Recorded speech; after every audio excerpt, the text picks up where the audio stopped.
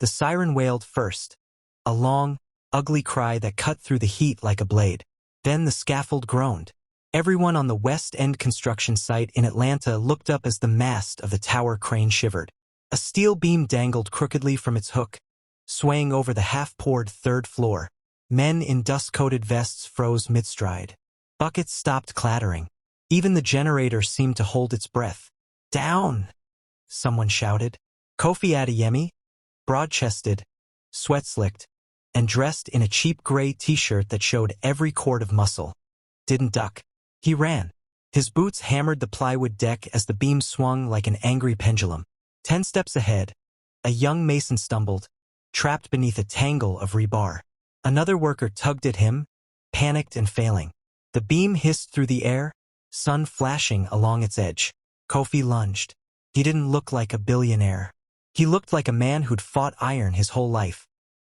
He gripped the trapped mason by the vest collar with one hand, wrenched the rebar apart with the other, and jerked the man free in a heave that made his back muscles ripple. The beam smashed where the mason's legs had been, splinters and sparks spitting up like rain. The deck shook.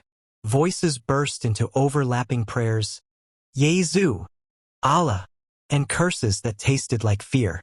"Everybody off this deck," yelled the site foreman, Chucks, a thick-set Nigerian with a neon vest and a whistle. "Move, move." The crane groaned again. Up in the cab, the operator was shouting into his headset, trying to bleed the load. Someone killed the generator. The siren died to a sob, then silence, until a woman's voice rose from the ground level. "Hey, you with the whistle." The voice carried clear as a bell. "You got first aid kits? I got water and gauze." The woman stepped into the sun near the site gate, weaving around piles of sand like she owned the ground. She wore a simple yellow dress and broken-in sneakers, an apron tied at the waist. Her hair, neat micro-twists rolled into a low bun, caught the light. Behind her sat a battered food cart with a handwritten sign. Aminah's Kitchen, Jollof, Suya, Sweet Ta. In one hand she held a plastic crate loaded with water bottles and bandages. Kofi's heart did a strange, unhelpful thing, like a misfired nail gun.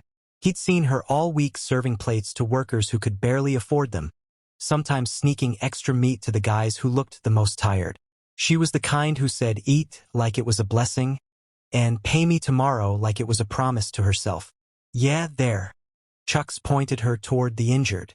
"Sister, help me with this man." Aminah slid to her knees beside the mason Kofi had hauled free, hands steady as she pressed gauze to a bleeding shin. "Keep it elevated," she told him, voice firm. "You're okay. Breathe with me. In, out." Kofi stood over them, chest heaving. His t-shirt clung to his shoulders, gray darkened to almost black with sweat and concrete dust. The crane steadied. The beam, stubborn as a mule, finally settled. "Good save," Aminah said, glancing up, her eyes soft brown and unapologetically direct. "Took him in from face to boots and back again." "You a superhero or something?" "Just a guy who hates paperwork," he said, grinning despite himself. "OSHA forms are worse than death." "Then stop doing risky things," she said, but she smiled too, quick and bright, before her attention snapped back to her patient. "Hold this," she told Kofi, guiding his big hand to the gauze so she could wrap tape with the other. He obeyed, oddly careful with the pressure. Around them, men began to murmur and move, the way people do after disaster schemes passed without fully landing. A few laughed, that breathless kind of laughter that comes from still being alive. Chucks stalked the perimeter, barking orders, and someone restarted the generator. The site woke back up. At the perimeter fence, 2 black SUVs slid to a stop. They didn't belong. Tinted windows, quiet engines, money worn like a pressed suit. One door opened. A man in a slate blazer stepped out, his tie neat, his expression sharp as a lawyer's pen. Kofi's jaw set for half a heartbeat, then relaxed. He kept his head down. He'd planned for this possibility. He just hoped they had the sense to keep their roles straight. The man in the blazer scanned the site and found him immediately, like a magnet finding steel. He lifted 2 fingers to his ear, murmured something into an earpiece. and stayed by the car. Friend of yours? Aminah asked, following Kofi's glance. Bill collectors, he said lightly. She snorted. You and every man on this lot. They finished taping the wound. The mason tried to sit. Aminah pressed a palm to his shoulder. Nope, you rest. I'll bring you rice and plantain. On the house. Thank you, Auntie. The man whispered, eyes wet. Don't auntie me when we're almost the same age, she said, laughing in spite of herself. You people. Kofi stood, offering her a hand up. Her fingers were cool and sure. The contact lasted a second longer than necessary. He let go first, a rare concession. You good? Chucks bellowed from the staircase opening. Ade, I need you on the rebar cages. Now. Ade, short for Adeyemi. Kofi had told them his name on day one with his easiest smile and the kind of handshake that told men where they stood. He wore the name comfortably, though he carried another one in his pocket like a loaded secret. The one the business pages loved to print, Kofi Adeyemi, co-founder of Rise Holdings, son of a Ghanaian mason and a Nigerian schoolteacher, the concrete king of the South. Forbes called him muscular in the way gossipers call a storm, a little rain. Coming. Kofi called back. He winked at Aminah and jogged toward the stairwell. The man in the blazer moved at last, cutting across the gravel like a chess piece headed to its square. He stopped short of the authorized personnel-only tape, lifted his chin, and said in a voice meant to travel, Mr. Adeyemi.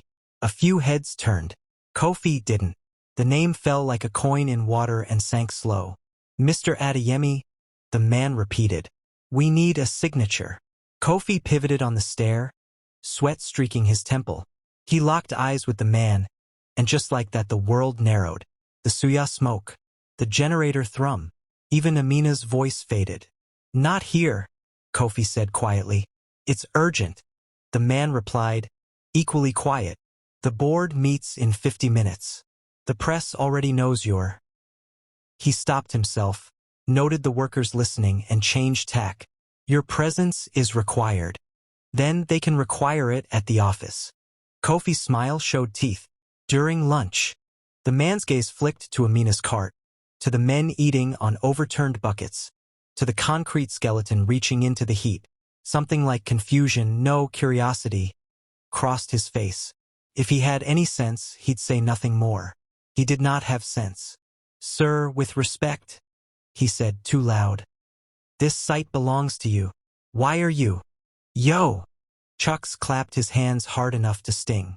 Blazer boy, this is a hard hat zone. If you no get helmet, you get out.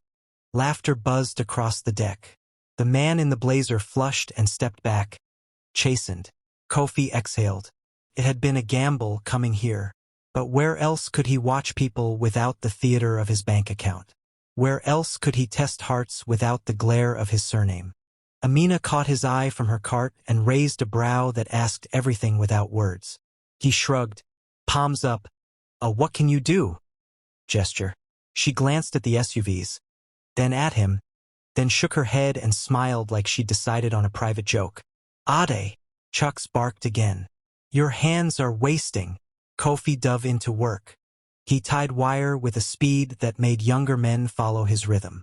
He carried 2 bags of cement at once because it made the old heads grin and the hotshots grind harder.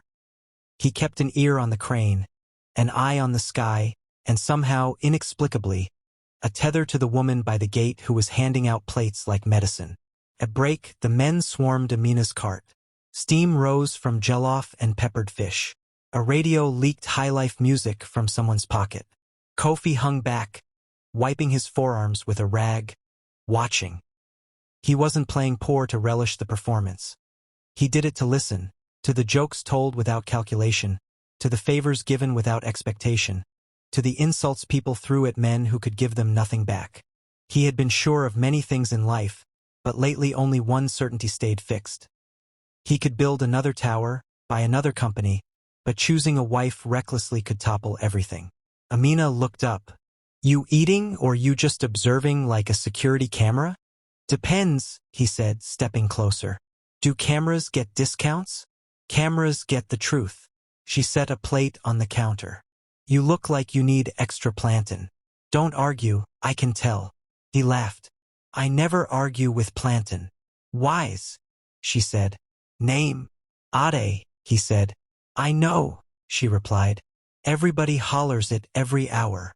You? Aminah. It suits you. How?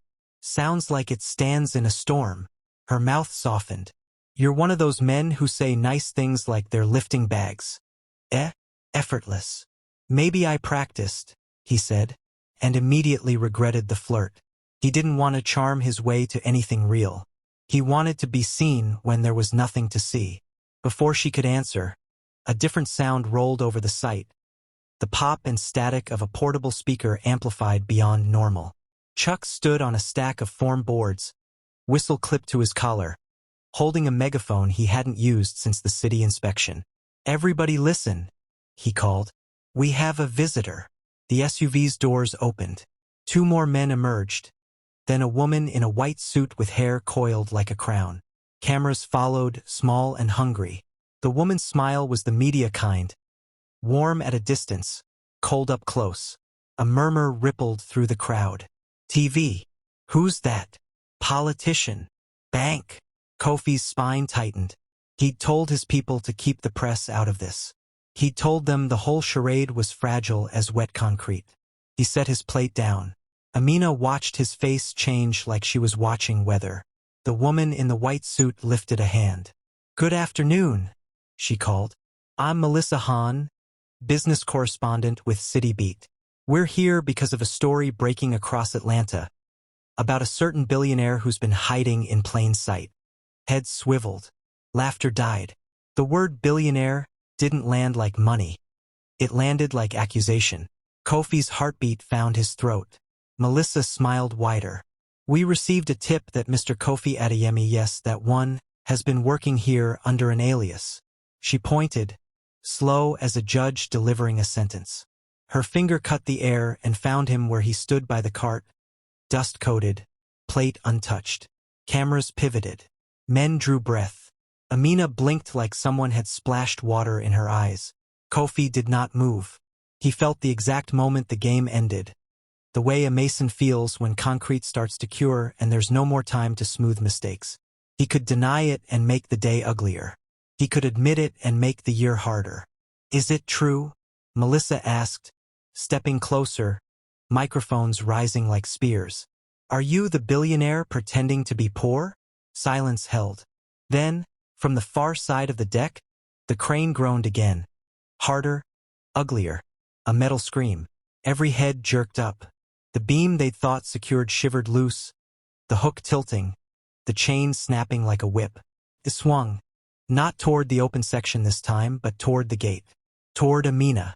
For a heartbeat, Kofi saw 3 futures. One where he kept his secret and lost her. One where he saved her and lost the veil. One where he moved too slow and lost both. His body chose before his mind caught up. He ran. He threw himself across the distance. Every step a vow. The beam fell, the shadow swallowing sunlight, the world narrowing to the face of a woman in a yellow dress and the cold shine of steel. As he reached her, he wrapped her in his arms and turned his back to the fall, ready to take the hit. And a deafening crack split the air as the beam halted mid-drop, arrested by a manual brake almost no one on site knew existed. Only one man did.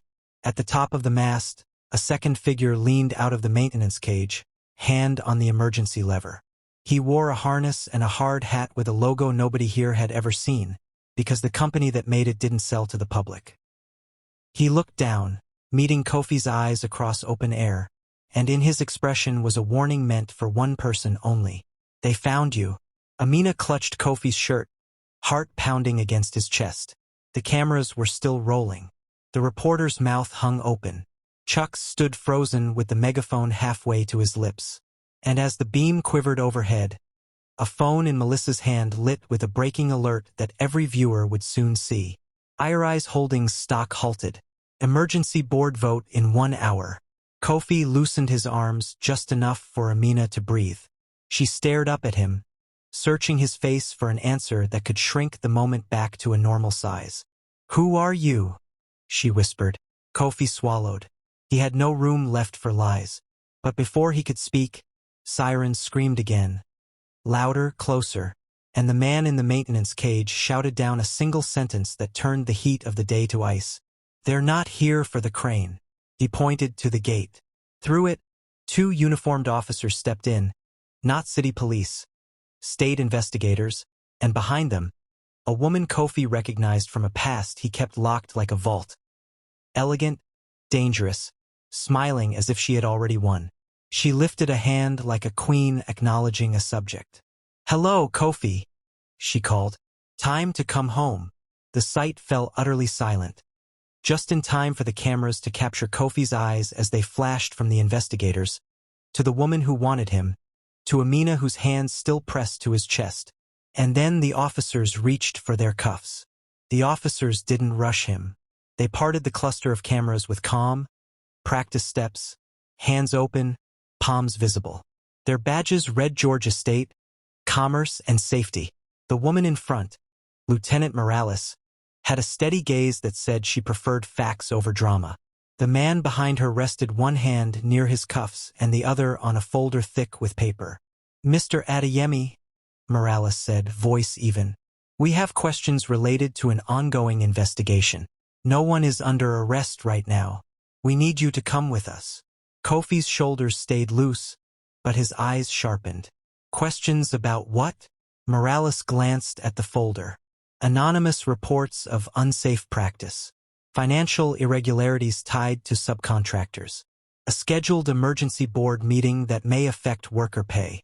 "Anonymous," Kofi repeated, as if tasting the word. He nodded once toward the mast. "Kwame." The man in the maintenance cage clipped a carabiner to the ladder and slid down with a speed that made every safety officer on site twitch. He landed light, popped his helmet, and crossed to Kofi with a contained urgency. Up close he looked less like a construction hand and more like what he was. Head of security, ex-military, eyes that missed nothing. "Boss," he said quietly, "we can move you now." Kofi looked past him to Aminah. Her hands were still pressed to his chest like she was steadying a door in a storm. He could feel the tremor in them, the way fear travels from skin to skin and says, "Be careful." "I'll go," he told Morales, "but not in cuffs, and not until I inspect that break. We nearly lost people twice today." Morales watched him for a beat, weighing public optics against procedure. The cameras loved her restraint. "2 minutes," she said. "No touching anything without a safety officer watching." Chucks puffed up like a rooster. "I am the safety officer, and the cook when people are hungry, and sometimes counselor. Come." They climbed together, the lieutenant, Kofi, Chucks, a city inspector who had slipped onto the site like he lived there all along. Beneath them, the crowd pressed closer, pulled by the gravity of a man who, 5 minutes ago, had been one of them. Aminah stood by her cart, hands at her sides now, eyes tracking Kofi like he was crossing a tightrope. The reporter, Melissa, saw the look and slid toward her. Microphone lifted, smile rehearsed. "How long have you known Mr. Adeyemi?" she asked. "When did you find out who he is?" Aminah blinked. "I sell rice," she said steady. "I know who is hungry. That's what I know. Do you think it's misleading for a billionaire to pretend to be a laborer?" Melissa pressed, sweet as candy with a hard center. "Don't people deserve the truth?" "Truth without kindness can still cut you," Aminah replied. "I serve food, not knives." Laughter rippled, low and soft. Melissa's smile tightened. She pivoted toward Vanessa Cole, white blouse, tailored blazer, heels that made dust look like a red carpet. Vanessa didn't wait to be asked. "Let's be clear," Vanessa said, turning her face to the best camera. "Leadership is a responsibility. O'Rise holds thousands of jobs, millions in contracts. You don't build trust by running off to play pretend while your board begs for decisions."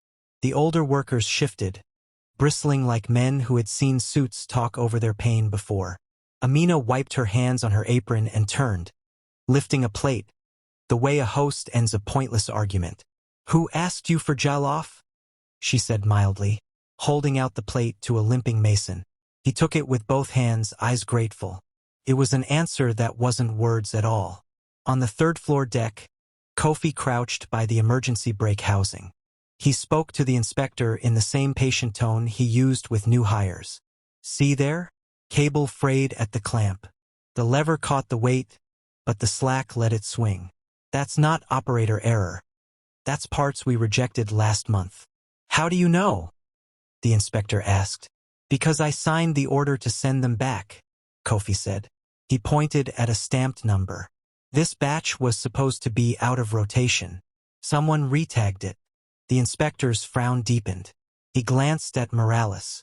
She was already taking notes. Kwame leaned in, voice lower. "We pulled the logs at dawn. Someone accessed the yard 2 nights ago with an old badge." "Which badge?" Kofi murmured. Kwame hesitated. "A manufacturing partner's. Stonebridge Equipment. Vanessa Cole's company." Kofi exhaled through his nose. He stood, dusted his palms, and looked over the rail at the yard below. Cameras glinted like insect eyes. Vanessa lifted her chin, meeting his gaze with the immaculate calm of someone who thought 12 moves ahead. He remembered when Vanessa's calm had charmed him. They'd met on a panel, 2 rising stars talking about minority-owned firms and capital flows. She'd been brilliant, disciplined, more glamorous than he liked but never sloppy. He had admired the way she cut through nonsense. That was before he learned she also cut through people. Morales closed her notebook. "Time," she said. "We need to go." Kofi nodded. He didn't argue. As they descended, memory unspooled, clean and stubborn as rebar. His father's hands, scarred and sure, teaching him to tie wire. His mother's voice, reading out loud at night in an apartment that smelled of palm oil and laundry soap. The day his father didn't come home because a cheap scaffold failed. The vow he made at the burial that he would not let other sons bury fathers over a cut corner. He replayed the last 3 months like a fast-forwarded film. The first day he put on a bargain t-shirt and left his Maserati in a warehouse miles away. The day he saw Aminah give a full plate to a man who came up short and then tuck a ledger under a cooler where no one would see she was in the red. The morning he forgot his wallet and watched her push his food across the counter anyway with a look that said dignity mattered more than debt. The night he saw her take half her tip money to buy ice for a guy with a swollen ankle because the clinic was closed. He had built towers out of glass and steel. He had bought companies for breakfast. But that's not what had brought him here. He needed to know if a woman could see him when the banknotes went quiet. On the ground, the crowd parted again. Kwame placed himself a half step behind Kofi's shoulder. Eyes final-checking every angle like a chess player scanning a board. Morales stayed close but not threatening. Vanessa glided into their path with a smile that said she could make everything easy. For a price. "Congratulations on the headlines," she said softly. Too soft for the mics. "You won the sympathy of men who sign time cards. Unfortunately, boards don't vote with sympathy. And you don't vote without a quorum," Kofi said. "Don't worry. I'll be there." Her eyes flicked to Aminah and back. "I didn't expect the prop," she murmured. "Cute." Kofi's expression cooled by degrees. "Careful." "Or what?" she whispered. "You'll flex? You're very good at lifting weight. Let's see if you can lift the share price." He might have answered if a phone hadn't chimed 2 feet to their left, loud enough to turn heads. Melissa Hahn blinked at her screen, eyes widening in real surprise for the first time all afternoon. "Oh," she breathed. "Wow." The nearest cameraman shifted. "What?" She turned the phone so the lens could see the alert. Her voice rose with the deep instinct of a reporter who smelled the bigger story. "Breaking from Fulton County Clerk's office," she said, live. "A marriage license application was filed this morning. Applicant 1, Kofi Adeyemi. Applicant 2." She looked up, savoring the crowd's inhale. "Aminah Yusuf." The yard went still. Then noise exploded, shouts, gasps, a few whoops from jokers who didn't read the room. Aminah stared as if someone had spoken in a language she didn't know. "That's a lie," she said. Not loud but so clear the words carried. Vanessa's smile didn't reach her eyes. "Oh my," she purred for the cameras. "How impulsive." Morales pivoted toward her team. mind already racing through fraud statutes and identity theft protocols. "We'll need to secure that record," she told the officer with the folder. "Now." Kofi stepped toward Aminah without caring about angles or optics. "I didn't file that," he said. "I would never use your name without." "I know," Aminah said, even as fear put a tremor in her mouth. "I know my own hands. They did not sign papers today." Kwame's phone buzzed. He glanced, jaw tightening. He leaned to Kofi's ear. "Boss, the timestamp on the license is 8:12 a.m. filed in person. The security camera at the clerk's office just went dark from 8 to 9. "Convenient," Kofi muttered. Melissa stepped closer, smelling blood in the water. "So, Mr. Adeyemi, secret laborer, secret engagement? Is this your idea of transparency?" Kofi didn't look at her. He looked at Vanessa. For the first time since she'd arrived, her smile faltered. A microshift only a man who had once believed it could charm him would notice. She arched a brow as if to say, "Prove it." Morales interposed herself like a shield. "Enough for today," she said. "Mr. Adeyemi, Ms. Yusuf, will need statements." "Statements," Aminah repeated. "Me? Your name is on a legal document," Morales said, not unkind. "If someone forged it, you're a victim. If you didn't, we'll need to make sure you're safe." Aminah's first instinct was to deny tears. Her second was to steady her voice. "I have meat on the fire," she said, because the ordinary truth was the rope she could hold. "Let me turn it down. Then I will tell you everything I know, which is that I woke up, I prayed, I boiled rice, I came here."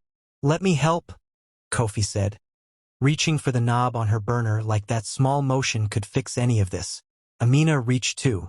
Their fingers touched. For a moment the whole world shrank to the warm ring of a portable stove and the shock of a false paper that could ruin two names. Vanessa flipped her hair like the last scene of a movie. "Don't be late to your own overthrow," she murmured as she turned to leave. Kofi's reply was cut off by a man elbowing through the crowd. Face flushed, eyes wild. He wore a courier's bag and clutched an envelope stamped Rush. "Ms. Yusuf?"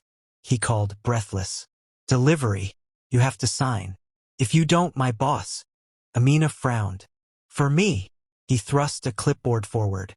She scribbled her name, fingers still shaking. He handed her the envelope and backed away, already turning for his next stop. She broke the seal. Inside lay a single sheet of legal paper with a neat, expensive letterhead. Her eyes raced across the lines. The color fled her face. "What is it?" Kofi asked. Aminah swallowed. When she lifted her gaze, it was full of something rawer than fear. "It says," she whispered, voice tearing a little, "by order of the property owner, this lot is cleared next week. No more vendors. And my home." Her hand shook. The page rattled. "My home is listed for demolition." Kofi took the paper, scanned it, and felt the ground tilt in a way steel could not fix. The signature at the bottom glowed like a brand. Authorized by Stonebridge Urban Renewal. Approved by Interim Chair, Eorise Holdings. Vanessa Cole. The cameras leaned in. The workers leaned closer. Vanessa didn't turn back. She didn't have to. Morales lifted her eyes to Kofi's, measuring the man against the moment.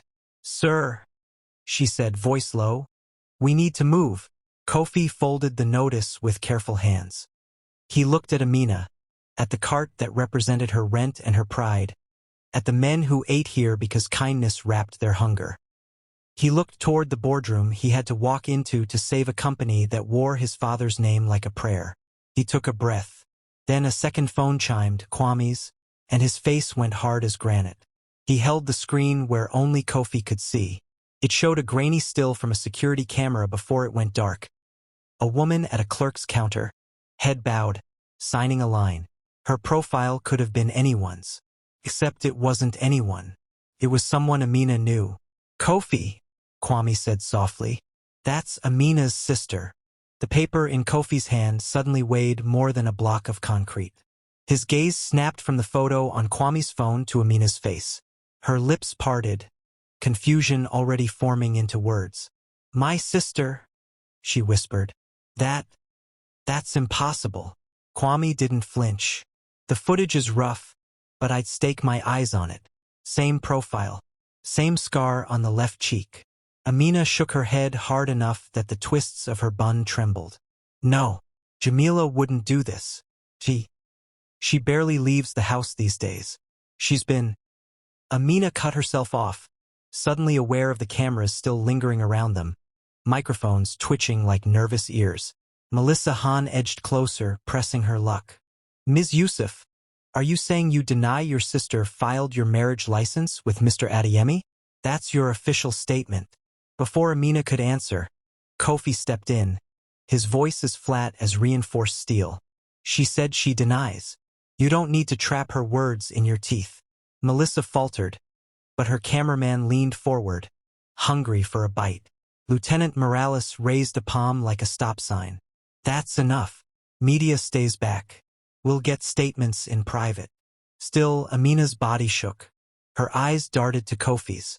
Jamila's been sick. Not in her body, in her mind. She sometimes believes things that aren't real. But she wouldn't. Her breath hitched. She wouldn't betray me. The men around the site, hardened by years of grit and survival, exchanged glances. They knew what betrayal from family felt like. They knew the silence that followed. Kofi's jaw clenched. He took her hand without hesitation. If she did this, someone pushed her. Forgery this clean? Marriage license, property orders? Vanessa's fingerprints are all over it. Aminah's throat worked. So my sister's being used. Or forced, Kwame added grimly. Morales tapped her pen against her notebook. Either way, this is no longer just corporate mischief. Forgery plus fraud plus coercion? That's criminal. And if your board chair is involved... She didn't finish. She didn't need to. The workers had gathered now, circling in tight, their sweat-streaked faces full of curiosity and sympathy.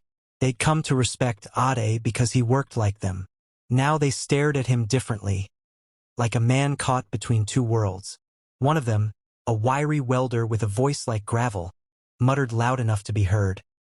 So the big man pretends to be one of us, eh? But maybe he is one of us. Look how he sweats. Another man nodded. Money don't pour cement. Hands do. The murmurs rippled. Not judgment, recognition. But then Vanessa's voice cut through like glass dragged across steel. She'd returned, walking slow, her heels clicking against the broken concrete as though she were striding a polished lobby. You can't stop what's already signed, she said coolly. The demolition order is filed. The marriage license is public record. And by the time you even think about clearing your name, the board will have voted you out. You'll be just another man with calluses. Kofi stepped forward, face inches from hers, his frame casting her in shadow. Then you've forgotten what calluses can do. The cameras snapped, desperate to catch the moment. But before Vanessa could reply, Aminah gasped. She wasn't looking at Vanessa. She was looking at the entrance of the yard. There, standing small but steady, was Jamila. Her younger sister's skin glowed golden brown in the sun, her figure wrapped in a floral dress that seemed a size too big for her shrinking frame. Her hair, once carefully braided, spilled untidy around her shoulders. And on her left cheek, barely visible but unmistakable, was the thin scar Aminah had kissed 100 times as a child when Jamila scraped herself on their grandmother's mango tree. Jamila held a paper in her hand, another envelope, and her voice, though trembling, carried across the lot. Aminah, she called. Don't be angry. I did it for you. The entire construction site went silent again. Even the crane seemed to groan quieter. Aminah stumbled forward, her voice breaking. Jamila, no, what have you done? Jamila lifted the envelope higher. I married you to him on paper, so you'll never be poor again. A strangled noise escaped Aminah's throat. You don't understand. Oh, I understand, Jamila said, though her eyes flickered with confusion, almost like two truths fought inside her. Men leave. Money disappears. But this one, she pointed at Kofi. This one has both. I made sure you'd be tied to it forever. Vanessa told me it was the only way. The workers gasped. Vanessa froze just for half a second, but cameras caught it. Kofi stepped closer, his voice low, soothing. Jamila? Who told you that? Did they give you money? Did they threaten you? Jamila blinked rapidly, her hands shaking with the envelope. They said if I didn't sign, Aminah would lose everything. The house, her cart, her little savings. I couldn't let that happen. I thought. Her voice cracked. I thought I was saving her. Aminah clutched her head, tears streaking her cheeks. Jamila, you've chained me instead. You don't know what you've done. The cameras swarmed closer. Melissa's microphone jabbed into the air like a spear. Ms. Yusuf, are you admitting your sister colluded with Ms. Cole? Morales shoved her back, snapping, out. Media out now. But the damage was already done. The public would see this. They would chew it like roasted maize and spit opinions for weeks. Kofi stepped between Aminah and Jamila, his presence filling the space like a wall. Enough. This conversation is finished here. He turned to Kwame. Get Aminah and her sister somewhere safe. Off this site. Now. Kwame nodded sharply and motioned to two men from his security detail who had blended among the workers all along. But Vanessa wasn't done. Her laugh rang cold. Run all you want, Kofi. At the end of today, you'll walk into that boardroom with your empire crumbling, your name smeared, and your virtuous woman tied to you only by scandal. She leaned closer, her perfume sharp, and I'll be sitting in your chair. For the first time, Kofi smiled. A slow, dangerous smile that didn't reach his eyes. Then I guess I'll see you in that chair. He turned to Morales. Lieutenant, escort us. Whatever games they've set, they'll end today. As Morales nodded and signaled her officers, the sound of sirens cut the hot afternoon again. This time from approaching armored trucks, not police cruisers. Kwame's hand went to his earpiece. His face drained. Boss! What? Kofi demanded. Kwame's voice was grim, almost a whisper. The trucks aren't law enforcement. They're repo units. Someone's called in debt on half your company's assets. If they seize them before the vote, you'll walk into that boardroom already bankrupt. Kofi froze, the weight of betrayal crushing down like fresh cement. And for the first time that day, even he didn't know if he could carry it. The ground trembled as the repo trucks rolled into the yard, their engines snarling like beasts unleashed. Heavy chains clanged from their sides, steel jaws ready to swallow anything with a lean. The workers scattered instinctively, men who had seen seizures before, homes, cars, even entire blocks taken overnight when paperwork said so. Morales barked at her officers. Secure this site. Nobody moves without clearance. But the repo crews weren't listening. They had papers, stamped, notarized, sealed, and men in black coveralls who had been paid not to ask questions.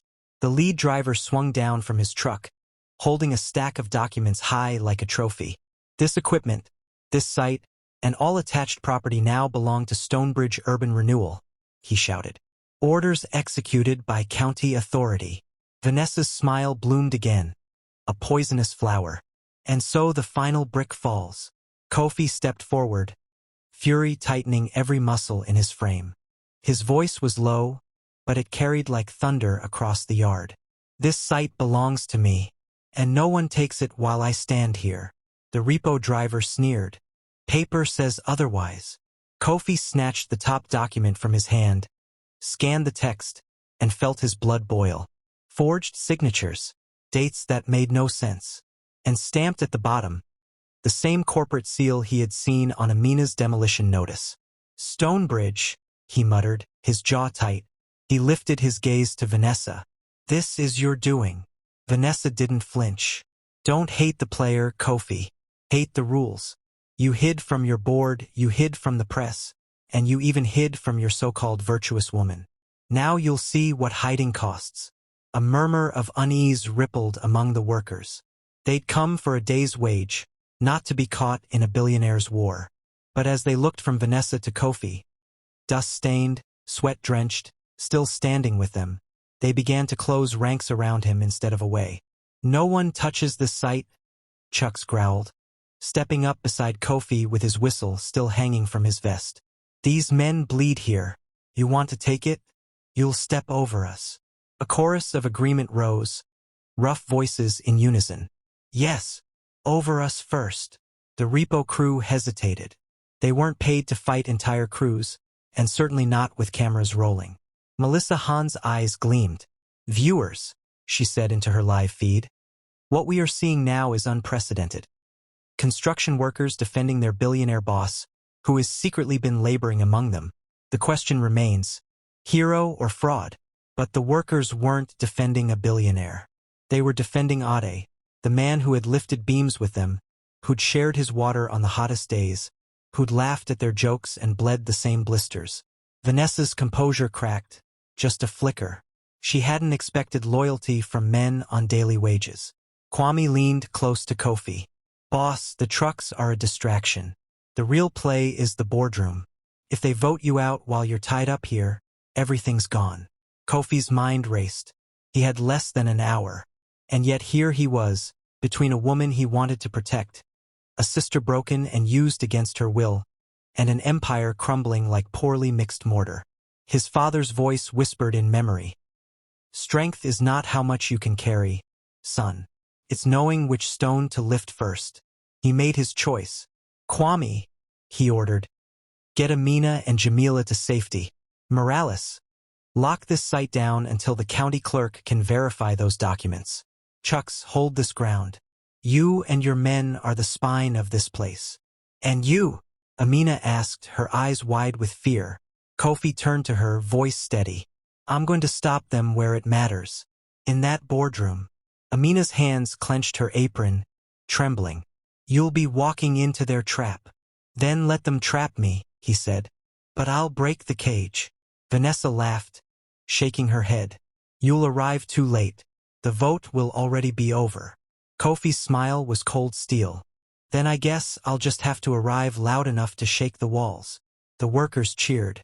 The repo men backed toward their trucks, unsettled by the sudden storm of voices and cameras. Vanessa's calm cracked further, a vein of frustration pulsing beneath her polished face. Kwame grabbed the keys to one of the SUVs and opened the back door. Boss, we move now. If we drive hard, we'll make it. Kofi turned once more to Aminah. Her eyes glistened, torn between anger and faith.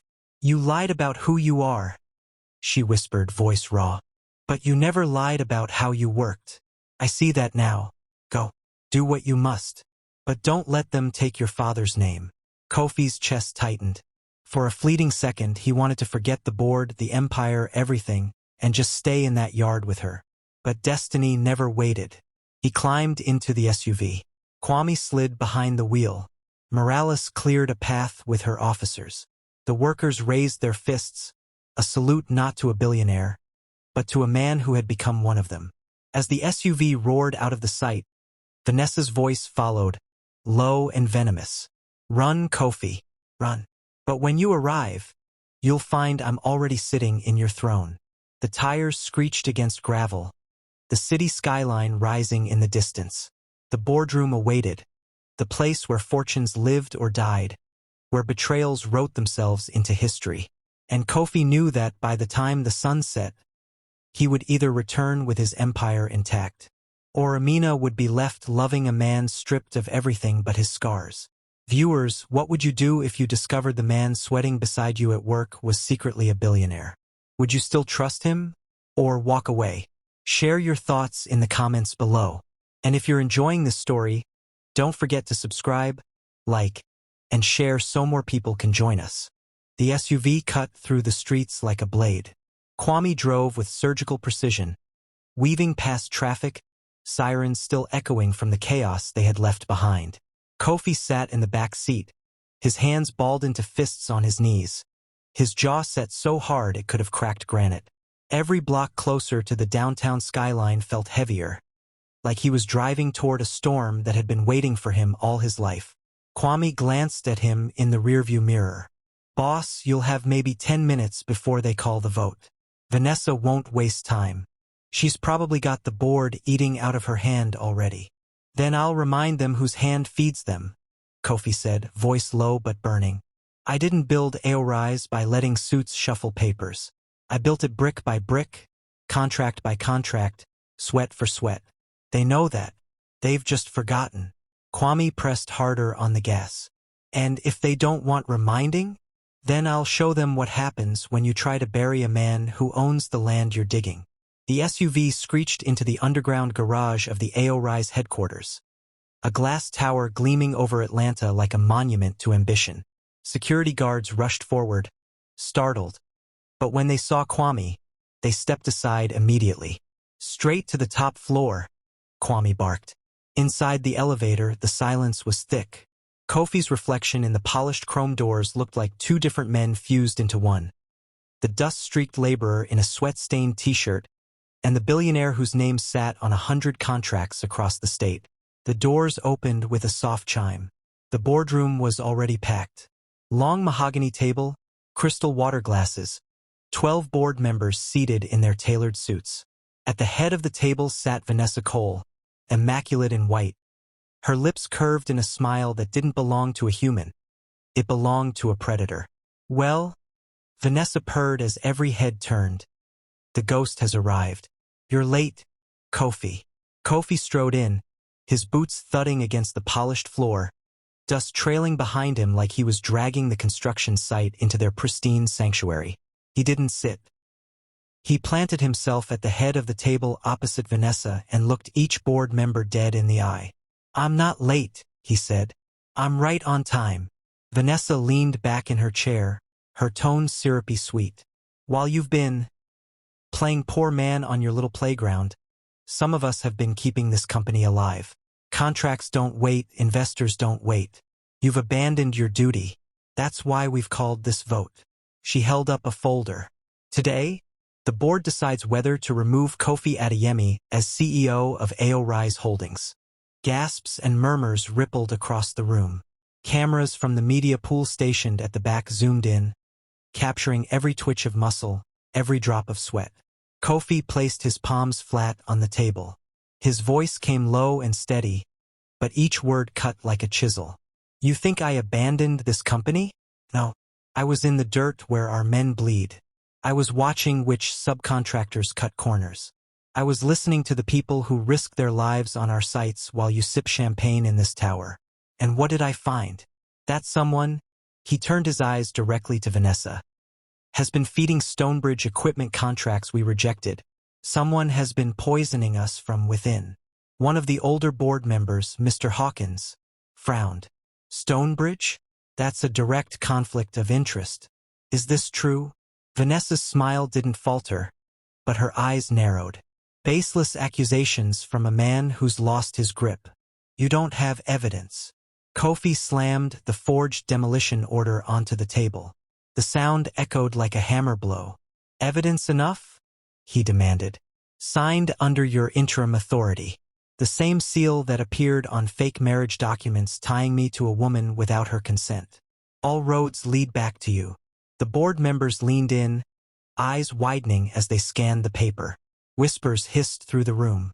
Vanessa laughed, a brittle, sharp sound. You expect us to believe I would risk forgery? Please, this is a performance, nothing more. You've lost your edge, Kofi. And this company needs a leader who isn't playing dress-up in dust and sweat. Kofi leaned forward, his eyes locked on hers. I'd rather be covered in sweat than in lies. For the first time, Vanessa's composure cracked. A bead of sweat formed at her temple. Enough, Hawkins said, raising a hand. We'll put it to a vote. All in favor of removing Mr. Adeyemi as CEO. Hands began to rise, hesitant at first, then firmer. For 5, 6. Vanessa's eyes gleamed. All in favor of keeping him? Hawkins asked. Kofi's heart pounded as 3 hands lifted. Not enough. He was losing. Then, just as Vanessa opened her mouth to claim victory, the double doors of the boardroom burst open. Aminah stood there. Her yellow dress was smudged with dust, her apron still tied, her eyes blazing with something fiercer than fear. Beside her, Jamila clutched the forged marriage license, her hands trembling. And behind them marched Morales with 2 county clerks and a security officer holding a folder full of stamped documents. This vote, Morales declared, Will not proceed until the evidence of fraud is presented. Gasps filled the room. Cameras swung. Vanessa froze, her lips parting but no sound coming out. And in that heartbeat of silence, Aminah's voice rang out, clear and cutting through the room like a bell. My sister was tricked. My name was forged. And if you let Vanessa Cole sit in that chair, you're not running a company, you're running a scam. The room erupted in shouts and chaos. Vanessa slammed her fist on the table, eyes flashing like a cornered panther. You think this changes anything? You think anyone will believe a street vendor over me? But she was wrong, because the cameras were still rolling. And the world had just seen a billionaire in dust-stained clothes, a woman fighting for her dignity, and a boardroom cracking under the weight of truth. The boardroom was no longer a place of calm negotiation. It was a battlefield. Voices clashed like hammers, chairs scraped against the polished floor, and the once distant hum of cameras now felt like thunder closing in. Lieutenant Morales strode to the head of the table, the county clerks close behind.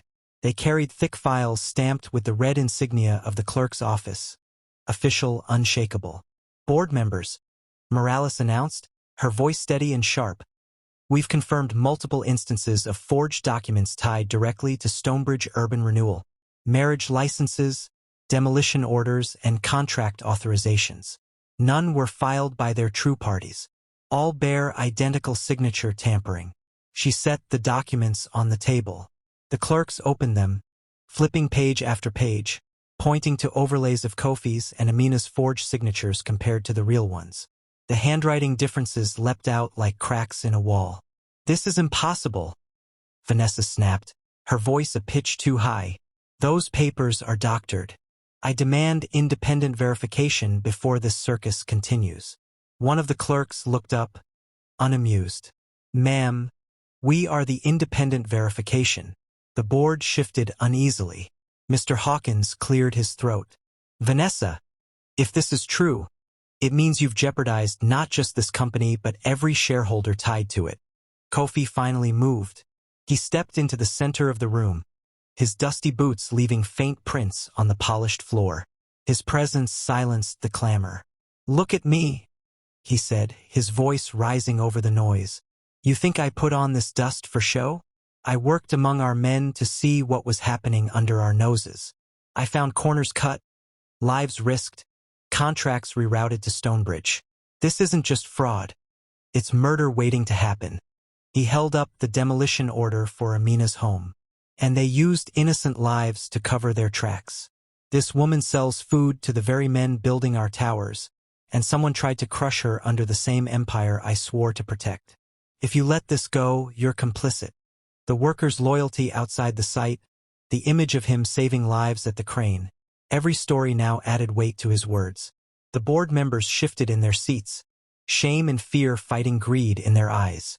Vanessa stood, her hands flat on the table. Her mask of calm finally cracked. Enough of this melodrama. The fact remains. Adeyemi abandoned this board for weeks. While he played hero, I kept contracts alive. I secured investors. Without me, this company would already be crumbling. And how many of those investors were Stonebridge's men? Kofi shot back. Her lips curled. Even if that were true, the board doesn't care about your soap opera. They care about profits. That was her mistake. Because just then, the county officer stepped forward with one more document. He handed it to Morales, who slid it across the table for everyone to see. It was a transfer order, Stonebridge attempting to seize key AORI's equipment. But the kicker was the signatory at the bottom. Not Vanessa. It was signed by a proxy, a shadow shell company connected to her through a hidden ownership trail. Kwame's voice cut the silence. That's a felony. Racketeering. She's not protecting the company. She's looting it. The board erupted in gasps. One member, Ms. Grant, leaned back, shaking her head. Vanessa, what have you done? Vanessa's face twisted. She tried to speak, but Aminah stepped forward before she could. Her voice was raw, trembling, but it carried truth like fire. You wanted to use me to ruin him. You used my sister to trick me. But let me tell you something. She pointed at Kofi, her tears shining in the bright lights. He may be a billionaire, but he worked beside men who had nothing. He ate with them, sweated with them, saved their lives. He didn't hide from this company. He was fighting for it in the dust while you were scheming in the dark. The words hit harder than any legal evidence. The board members weren't just swayed by law, they were swayed by image, by the story unfolding on live TV. Vanessa had just been painted as greed itself. Kofi looked at the board. You want to vote? Fine. Vote now. But don't just vote on a CEO. Vote on whether you want to be remembered as builders or as thieves. The silence that followed was heavy. Hawkins cleared his throat. Board members, raise your hands. All in favor of removing Mr. Adeyemi as CEO. Only 2 hands lifted. Shaky, uncertain. All in favor of reinstating him fully, with authority to investigate this fraud? 1 by 1 hands rose. 4, 6, 9, 11. The vote was decided. Kofi's chest expanded with a slow breath. He had won at least this battle. But as Vanessa stood frozen, her face pale, she whispered something only he and Aminah could hear. Her voice was low, venomous, and certain. You think this is the end? You've only exposed me. You haven't stopped me. And when I strike next, you won't see it coming. Her words coiled in the air like a curse. Security officers stepped forward, ready to escort her out. Cameras followed every second. But just as they touched her arm, Vanessa smiled again, too calm for a woman defeated. She leaned toward Kofi and hissed, "Check your accounts." And at that moment, Kwame's phone buzzed violently. He looked at the screen, his face draining of color. "Boss," he whispered, his voice breaking through the chaos. "They've drained 30% of Elrai's liquid assets in the last 10 minutes. Offshore accounts. It's already gone." The victory in the boardroom froze in Kofi's throat. He wasn't fighting for power anymore. He was fighting for survival. For a long second, the boardroom froze.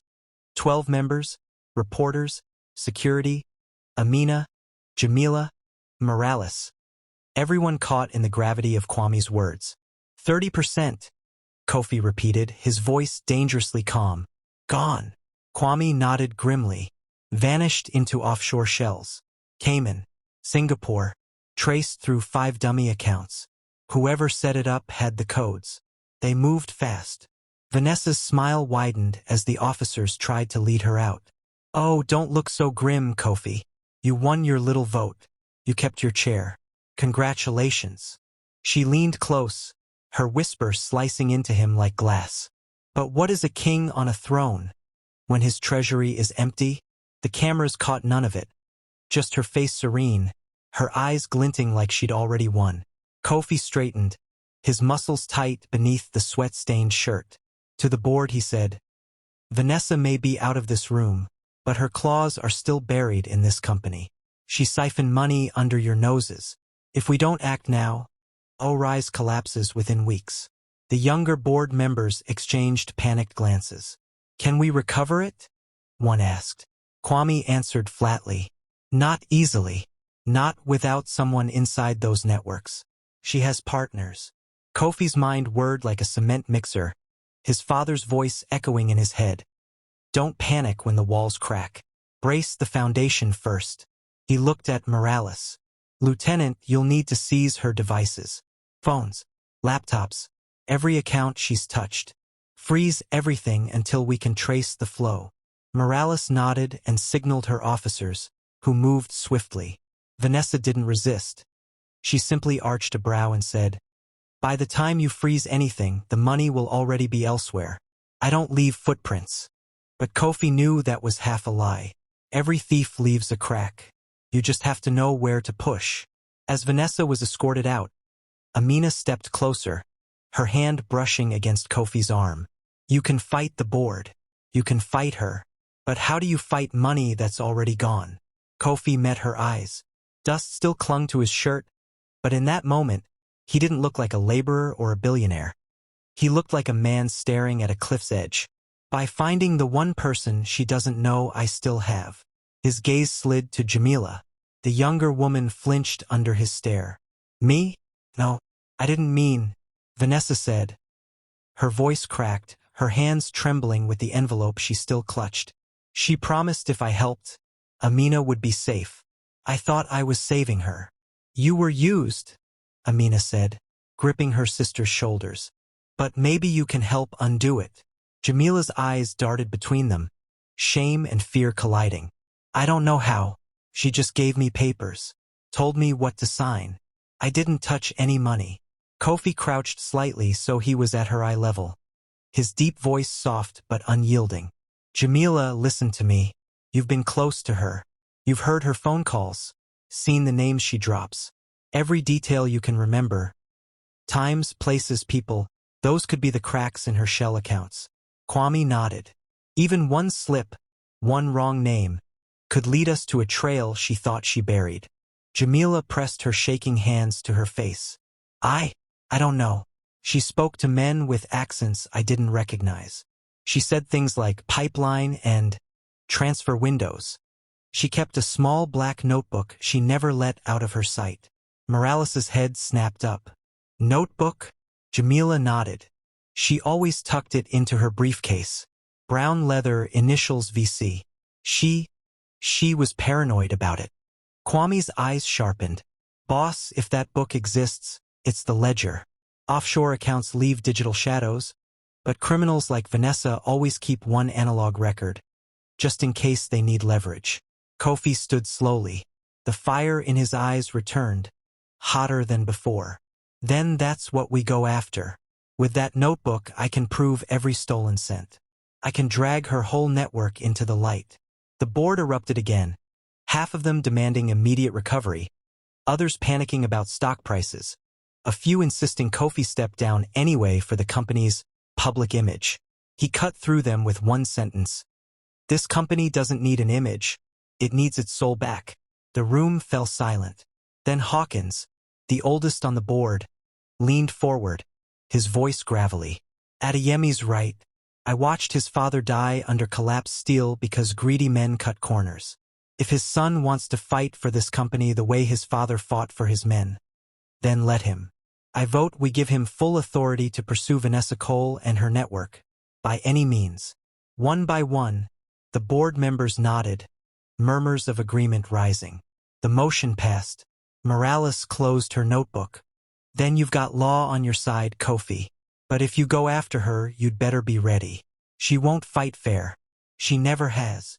Aminah stepped closer, her voice low so only he could hear. If you chase her, she'll come for me again. For Jamila. She knows where to hurt you. Kofi's chest tightened. He wanted to promise her safety, to tell her nothing would touch her. But he had learned long ago not to make promises he couldn't guarantee. Instead, he took her hand, firm, strong, his calluses scraping against her smooth skin. I'll protect you, he said simply, with everything I have left. Jamila's tear-streaked face lifted. She'll know you're coming. She always knows. But, she hesitated, then added, there's one thing she doesn't know. A name.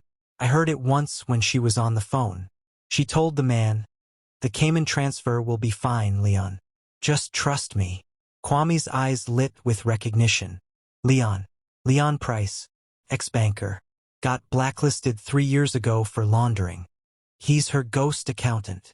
Kofi nodded slowly. Then Leon's the crack we needed. But before anyone could move further, one of the media crew at the back of the room shouted, breaking news! He held up his phone, eyes wide. The screen flashed with a live ticker. IRI's Holdings stock freefalls. Shareholders in panic. Investors demand answers. And beneath it, a smaller headline that made Kofi's blood turn cold. Anonymous whistleblower claims Kofi Adeyemi embezzled millions into secret personal accounts. The room erupted in chaos once more. Vanessa was gone, but her shadow was already striking again. The boardroom disintegrated into chaos. Shouts clashed with the buzzing of phones, every board member receiving the same breaking alert at once. The headlines scrolled mercilessly across the screens.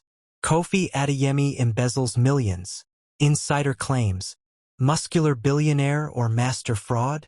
Camera crews at the back of the room scrambled to beam it live. Kofi could feel the eyes on him, not just from inside the boardroom, but from the whole city, maybe the whole country. Vanessa had struck again. "Lieutenant Morales," one board member barked, sweat dripping down his temple. "This man should be arrested on the spot." Another slammed a fist on the table. "If shareholders believe this, our stock will sink to rubble. We cannot afford scandal on top of scandal." Kofi's fists clenched at his sides, every muscle in his body screaming to explode. But rage wouldn't save him now. He forced his voice steady, though it burned in his throat. "This is another forgery. You all just saw the evidence. Do you think a man risking his life on a construction site would need to steal from his own empire?" Vanessa's absence was a shadow in the room, but her words still lingered like poison. "Check your accounts." Kwame's fingers flew across his tablet. His jaw clenched. Then he froze. "Boss!" His voice dropped, heavy as stone. "They made it look like you routed money into a series of dummy accounts. The IP addresses are from your old estate office." Vanessa planted it deep. "To the outside world, it's airtight." "God," Aminah whispered, clutching Jamila to her side. "She's trying to bury you alive." The board's murmurs grew louder, some calling for suspension, others demanding an emergency freeze on all assets. Cameras zoomed in on Kofi's face, capturing the sweat and fury. Then Morales slammed her notebook on the table, her voice cutting through the noise like a whip. "Enough! Until this evidence is verified, no one is being arrested. And no one is voting this man out on the basis of anonymous claims." Her eyes locked with Kofi's. "But if you're innocent, Mr. Adeyemi, you'd better prove it fast. Because by sunrise, this story will be everywhere." Kofi nodded once, sharp. "Then we start tonight." He turned to Kwame. "Find Leon Price. He's the ghost accountant. Vanessa trusts him with her dirtiest work. If he handled these false transfers, he left a trail." Kwame's brow furrowed. "Leon's a ghost for a reason. He hides in layers of shell companies, private clubs, cash-only circles. Then we flush him out," Kofi said. "And when we do, we drag his confession into the light." Aminah stepped forward, her voice trembling but firm. "And what about us? Me and Jamila? She used us once. She'll try again." Kofi looked at her, really looked at her, the woman who had given him food when he wore no title, who had trusted his sweat before his wealth. He cupped her hand, his voice quiet but unshakable. "She won't touch you again. I'll put more guards on your home than on the Federal Reserve if I have to." Jamila's eyes welled. "But she knows everything about me now. I gave her too much." Kofi's gaze softened. "Then you'll help us take it back. Every word you remember, every face you saw, we'll use it." For the first time, Jamila nodded with determination instead of fear. The board members still argued, torn between panic and strategy. Hawkins finally stood, his old voice steady. "I've sat on this board since your father laid the first brick, Kofi. If Vanessa thinks she can bleed us dry with lies, then let her try. But I'll stand with the man who still works in dust with his crew." The room quieted. Hawkins's words carried more than votes, they carried history. But the battle wasn't won. Vanessa had poisoned the waters, and Kofi knew perception could kill faster than truth. He turned toward the cameras now, locking eyes with the lenses as if he were speaking directly to the millions watching. "You've seen what Vanessa does," he said, voice deep and fierce. "She forges, she manipulates, she steals. And now she says I embezzled my own empire? Ask yourselves, why would a man risk his life to pull workers from falling steel if he was only here to steal from them? Why would I sweat with men on the ground if all I cared about was money?" The room went silent. He wasn't just addressing the board anymore. He was addressing the world. "I will prove my innocence. And when I do, every lie she built will collapse like rotten scaffolding." The cameras blinked, recording every syllable. Then his phone buzzed in his pocket. He glanced at the screen. A single text message from an unknown number. "Looking for Leon? Meet me at the Riverside warehouse. Midnight. Come alone, or your little food vendor loses everything." Kofi's pulse spiked. He looked up, his eyes meeting Kwame's. They just made their move. Viewers, imagine this. If you were in Kofi's shoes, framed for stealing from your own empire, would you fight head-on in the boardroom, or chase down the shadowy enemies pulling the strings? Drop your answer in the comments below. And don't forget, subscribe, like, and share the story so more people can join the ride. The city slept uneasy that night. Neon lights glowed on wet asphalt, the hum of traffic thinning as midnight crept closer. But for Kofi, there would be no rest. The text burned in his pocket. Riverside Warehouse. Midnight. Come alone. He stood by the window of his penthouse office, the skyline sprawling beneath him, as Kwame double-checked a pistol and slipped it back into a concealed holster. You're not going alone, Kwame said flatly. They said, Kofi began. They always say that. Kwame cut him off. If you walk in there without backup, you won't walk out. Vanessa doesn't set meetings. She sets traps. Kofi exhaled, his massive frame tense, his jaw grinding. If I bring you in and they see you, Aminah pays the price. She's the leverage. Kwame's eyes narrowed. So what? You play their game. I play to win. A silence hung between them, heavy with years of loyalty. Then Kwame sighed, resigned. Fine. But I'll be in the shadows whether you like it or not. Kofi didn't argue. Some battles you didn't fight. The Riverside Warehouse sat by the river's edge, a hollowed shell of corrugated steel and broken windows. The moonlight spilled through cracks in the roof, casting long shadows that made the place feel alive. Kofi stepped inside alone, his boots echoing against the concrete floor.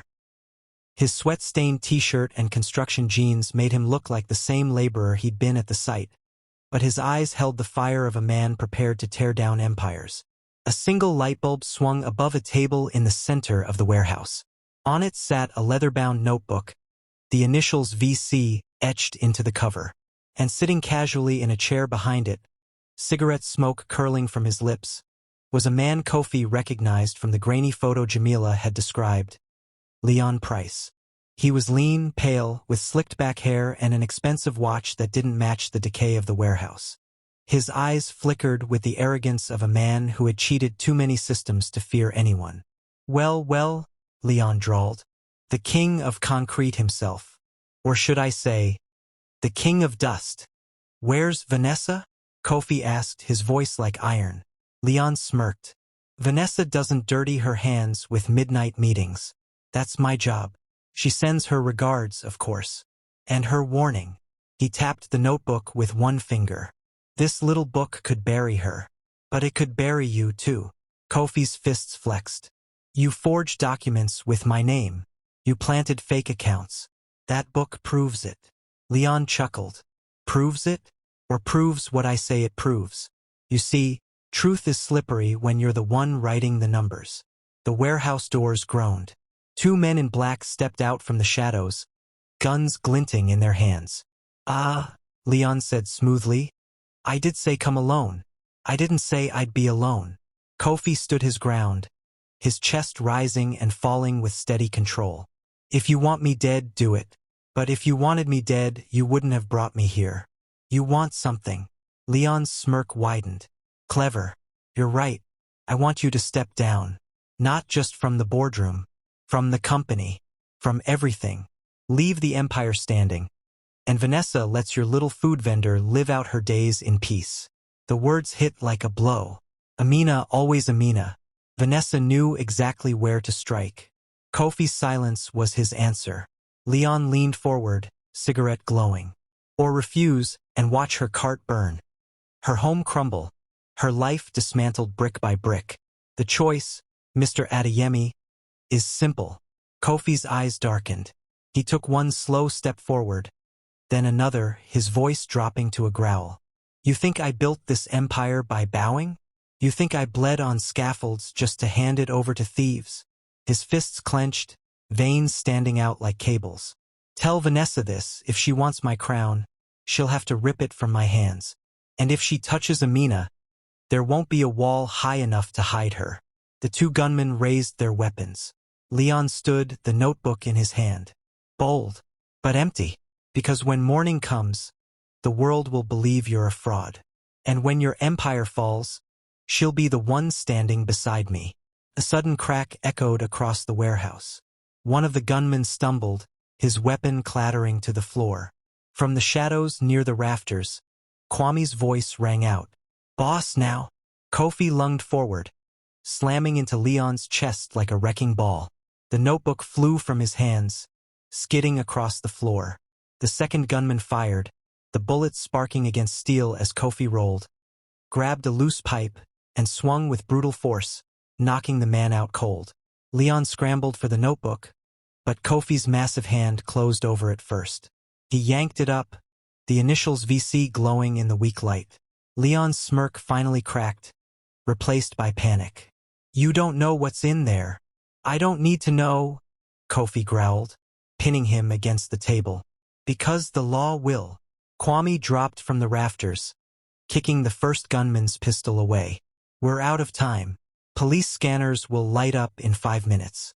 Vanessa won't let this stay quiet."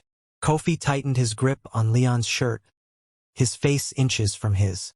"Tell Vanessa I'm coming for her. And when I do, she'll wish she never stepped foot on my ground." He released him with a shove, Leon collapsing into his chair, gasping for breath. Kofi and Kwame rushed out of the warehouse, the notebook clutched like a lifeline. But as they disappeared into the night, Leon wiped blood from his lip and smiled. Because Vanessa's game wasn't over. It had only just begun. Dawn broke over Atlanta, painting the skyline in streaks of gold. But inside AORI's headquarters, the air was thick with tension. Reporters swarmed outside the glass tower, their microphones raised like spears, chanting questions about embezzlement, fraud, and betrayal. On the top floor, Kofi stood at the head of the boardroom once again. His clothes were still streaked with dust, his knuckles raw from the warehouse fight, and in his hand, the leather-bound notebook with the initials VC burned into its cover. The board members leaned forward, their faces pale from the overnight storm of headlines.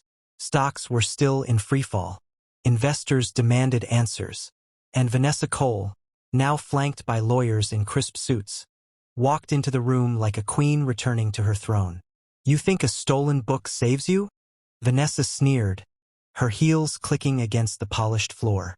"You're finished, Kofi. Your accounts are dirted. Your name is mud.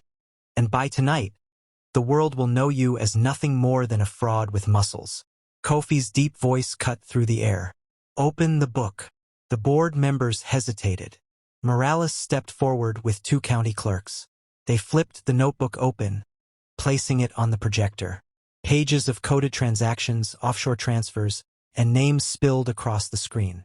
Stonebridge contracts, dummy corporations, Leon Price's signature scribbled in the margins. But the most damning entry was written in Vanessa's own hand. 30% siphoned from AORI's reserves. Leon to Cayman. Blame routed to KA. The boardroom erupted. Reporters outside shouted louder, flashes firing like lightning. Vanessa's composure cracked at last. "That doesn't prove anything. Anyone could have."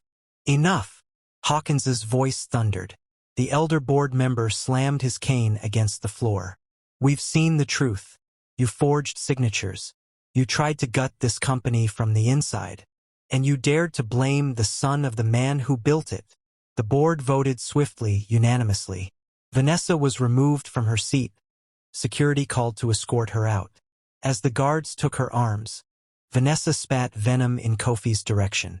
"You may have won today, but a virtuous wife won't save you when the wolves come back. You can't protect her forever." Kofi didn't flinch. "Watch me." The cameras captured everything. By midday, headlines had flipped. Adeyemi cleared. Cole exposed in fraud scandal. The billionaire who worked among his men. The world saw not a fraud, but a leader who had fought from the dirt up. Later, when the cameras dimmed and the boardroom emptied, Kofi found Aminah waiting in the quiet corridor. Her yellow dress was wrinkled, her apron still tied, her eyes tired but steady. Jamila leaned against the wall beside her, guilt heavy on her face. Kofi approached slowly. "I should have told you the truth sooner." Aminah folded her arms, studying him. "You tested me. Pretended to be poor to see if I would still care. Do you know how insulting that feels? I know, Kofi admitted, his voice low. But I've seen people love me for my money and hate me when it's gone. I needed to know if someone could love me without the weight of my name. Aminah's lips pressed tight. And what did you find? Kofi took her hands, rough against gentle. I found a woman who gave food to men who couldn't pay, who faced cameras and liars with more courage than men in suits. I found the truth I was looking for. Her eyes softened, but her voice was steady. If I choose you, it's not because you're a billionaire. It's because you're the same man I saw carrying rebar on a hot afternoon. Don't ever lie about who you are again. Kofi's chest swelled with something greater than triumph. For the first time in years, he felt not just like a builder of towers, but a builder of trust. Jamila stepped forward, tears streaking her cheeks. I'm sorry, sister. I thought I was helping. Vanessa twisted me. Aminah hugged her tightly. We start again. Together. Kofi placed a protective hand over both sisters' shoulders. And no one will ever use you against me again. That night, the workers at the construction site lit a fire barrel and gathered around it, their laughter echoing through the steel beams. Aminah served plates of jollof rice and suya, Jamila by her side. Kofi sat among them, not as a billionaire on a pedestal, but as Ade, the man who had sweated and bled beside them. Yet now they knew who he truly was, and they still welcomed him. As flames danced in the barrel, Kofi's voice carried into the night. This empire won't be remembered for its money. It'll be remembered for the lives it lifted. The men cheered, the fire crackling like applause. And when Aminah looked at him, her smile slow and certain, Kofi knew he had found more than victory. He had found the wife he sought, the one who loved the man, not the fortune. Viewers, what do you think? Was Kofi right to hide his identity to test for true love, or was it too risky? Would you forgive someone who lied to you this way if their heart was pure? Share your thoughts in the comments. And don't forget, subscribe, like, and share the story so others can join in the journey.